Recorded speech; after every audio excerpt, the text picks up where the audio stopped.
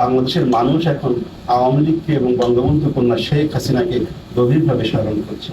যারা আওয়ামী লীগ করে না, যারা অন্য দলের সমর্থক, আওয়ামী লীগ বিরোধী, তাদের একটি বিরাট একটা অংশ বাংলাদেশের স্বার্থে, বাংলাদেশ বাঁচানোর স্বার্থে তারা বঙ্গবন্ধু কন্যা শেখ হাসিনাকেই আবার তারা ফিরিয়ে আনতে চায়।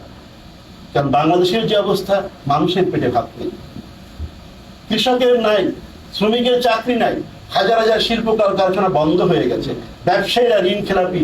আমার রিক্সা চালক আগে শেখ হাসিনার সময়ে যে টাকা অর্জন করত, সেই টাকা দিনের খরচ শেষে আরো 500-1000 টাকা তার থাকতো।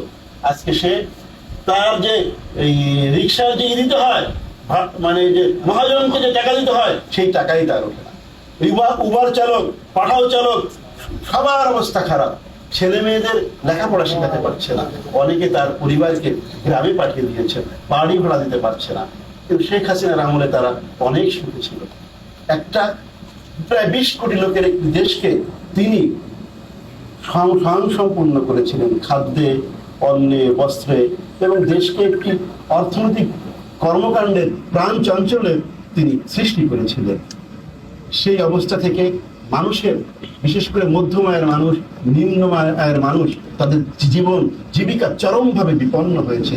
2 কোটি মানুষ শেখ হাসিনা জননেত্রীর সরকারের কল্যাণমূলক কর্মসূচিতে তারা সরাসরি উপকৃত হতো।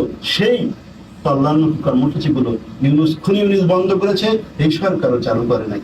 আজকে নানাভাবে আজকে আমাদের মেয়েরা যে এত উপরে গেল, এই যে তাদের যে শিক্ষা, তাদের যে শিক্ষার উন্নয়ন, বিনা বেতনে শিক্ষার ব্যবস্থা করেছিলেন, বৃত্তির ব্যবস্থা করেছিলেন শেখ হাসিনা, এবং বিদ্যুতের ব্যবস্থা করে, রাস্তাঘাট, ব্রিজ সবকিছু কালভার্ট করে দিয়ে যোগাযোগ ব্যবস্থার উন্নয়ন করে আমাদের এই 50% নারীকে তিনি শিক্ষিত করার দিকে এবং অর্থনৈতিক উন্নয়নের সাথে সম্পৃক্ত করেছিলেন বঙ্গবন্ধু কন্যা শেখ হাসিনা। সব আজকে ধ্বংস হয়ে গেছে।